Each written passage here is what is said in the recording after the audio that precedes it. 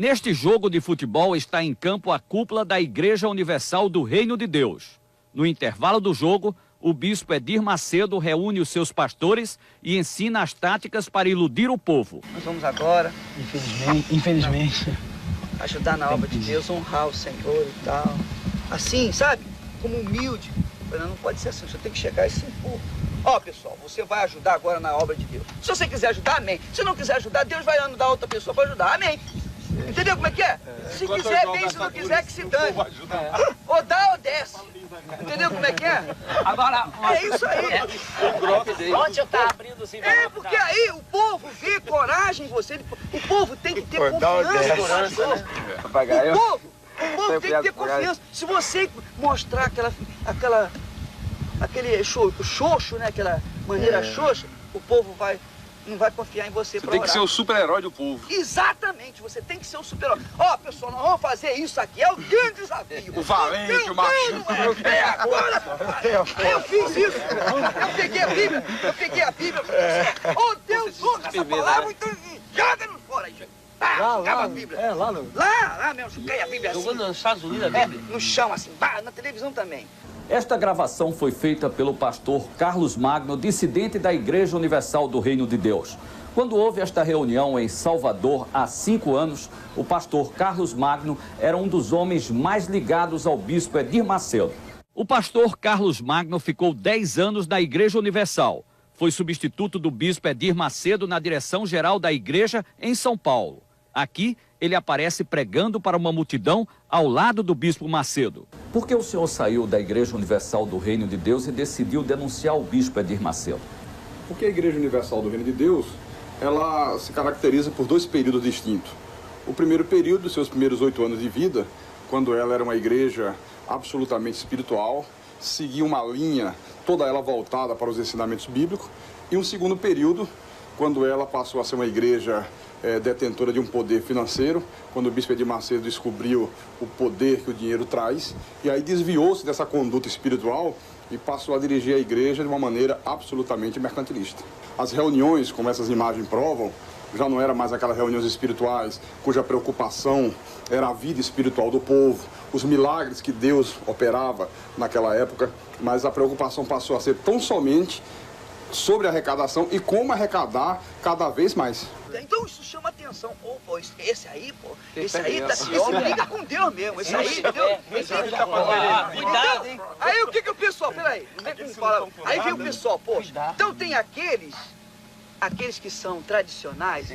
Ih, esse é um falso profeta. Esse vai ser amaldiçoado. Agora tem os outros, poxa, quanto tempo que eu queria isso, poxa, eu tô cansado de ler a Bíblia, de ver tantas palavras e não acontecer nada na minha vida. Então esse vai ficar lá do nosso lado. Esse vai, é isso mesmo, tudo ou nada, pai, põe tudo lá. Então ele vai ser abençoado. Quem embarcar nessa é abençoado. É abençoado. Quem não embarcar... Quem não embarcar, fica. Entendeu como é que é? Então você nunca pode ter vergonha, não pode ter timidez. Peça. E quem quiser dar, dá. Quem não quiser, não dá. E se não tiver alguém que não dê, tem um montão que vai dar. Tem que ser no peito e na raça. Tem que ser no peito e na raça. Porque o povo quer ver o pastor, o seu pastor, com coragem. O povo quer ver o pastor brigando com o demônio. O povo quer ver o pastor... O povo já está cansado de falsa humildade do padre, né? Exatamente. O padre é humilde, não dá nada, não oferece nada. O padre está daquela maneira assim, então... Nós vamos lá, é isso mesmo, e botar para quebrar, e vira cambalhota, faz... Então o povo fica logo, é isso aí, entendeu como é que é? As imagens não deixam dúvida quanto a isso. Reúne os pastores para você ver que em nenhum momento se fala em nada espiritual. Ele, de uma maneira até muito grosseira, explica e incentiva como arrecadar, como fazer com que as pessoas deem dinheiro. Né? Mudou o objetivo total da igreja. Então, Moisés foi lá com o cajado dele, com aquele mesmo cajado que ele tinha aberto as águas do Mar Vermelho, visto tantos milagres, ele chegou e perguntou, por acaso pode essa rocha sair água? E tocou na rocha assim. Quando tocou na rocha, saiu água. Por acaso, né? Por acaso. Então Deus ficou chateado, porque você tinha que me honrar. Eu não te dei um cajado, não te dei uma fé. Isso que a gente tem que falar com o povo. Entendeu como é que é? Por acaso. O nosso cajado é a nossa fé. É a nossa fé. Você tem um cajado. Eu pergunto assim, quem é que gostaria de ter o cajado de Moisés? O povo, pois você tem. Agora é só você usar o seu cajado. 10 mil, traz aqui. Entendeu como é que é? É a fé. Agora, uma coisa, ontem eu notei. Beleza, hein? Todo envelope que vinha muito pedido, vinha pouca oferta. É isso aí. Isso eu já notei muito Porque bem. o povo que faz muito pedido e dá pouca oferta, mostra que precisa muito. Então, ele precisa muito porque dá pouca oferta. Você está entendendo? Porque ele ajuda pouco, ele precisa muito. E que o envelope que tem pouco pedido é o que tem mais oferta.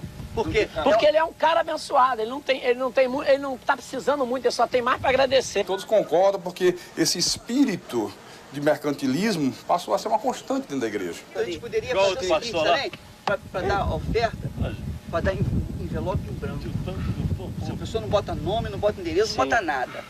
O pedido vem no coração e a oferta vem no... Já fiz isso. Aproveita e envelope. Coisa boa.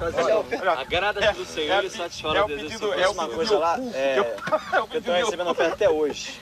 Esse é o culto de Deus. Eu fiz uma coisa lá, que eu recebi a oferta até hoje. O que você vê? Desafio dos mil. Desafio dos mil, fala. A pessoa Orar no pega envelope. o envelope e me dá o nome. Eu peguei 300 pessoas com 1000 cruzado. Vai dar até o final do ano. É outubro, novembro e dezembro. Todo dia aparece 2.000, 3.000 na oferta. Ó, tá vendo aí? Tá vendo? Vê se não tem dinheiro esse cara aí. Ah, vê a cara dele. Dentro da igreja não dá nada por ele. Vai lá por ele. Quem são esses pastores que participam? Bem, nós temos aqui nessa fita o bispo Macedo, pastor Paulo Roberto, o bispo Rodrigues, o bispo Gonçalves, que é hoje o apresentador do 25ª Hora na Record, e outros pastores, o pastor Renato Maduro. E esses, pastor, quem são? Esses são o bispo Paulo Roberto, o bispo Gonçalves, o deputado federal Odenilo Aprovita Vieira. Inclusive, nessa hora, o pastor Gonçalves faz uma entrevista com ele e pergunta se a indústria que ele comprou em Caxias, lá no Rio, se foi no caixa 1 ou no caixa 2, por dentro ou por fora. Ô, Silveira, aquela indústria que você comprou lá em Caxias, conta pra gente, como é que foi? Foi por dentro ou foi por fora? O senhor pagou como? Por dentro ou por fora? Foi caixa 2 ou caixa 1? Esse é o momento da divisão do dinheiro numa igreja da Universal em Nova York. Havia acabado de ser celebrada a reunião, o culto, na igreja do Brooklyn.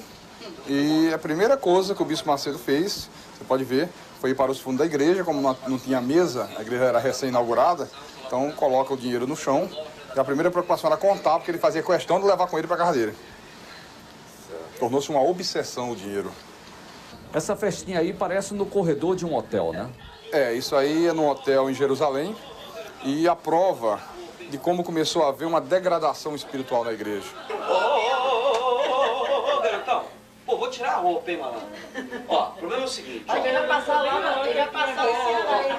Ó, Mas isso é um pastor da igreja. É o líder da igreja, o bispo Gonçalves, o filho do pastor Vieira, que também é pastor, a esposa do deputado. Você vê aí imagens de uma reunião realizada no Hotel 5 Estrelas, em Angra dos Reis, o que contrasta com o que era a igreja na sua época áurea espiritual.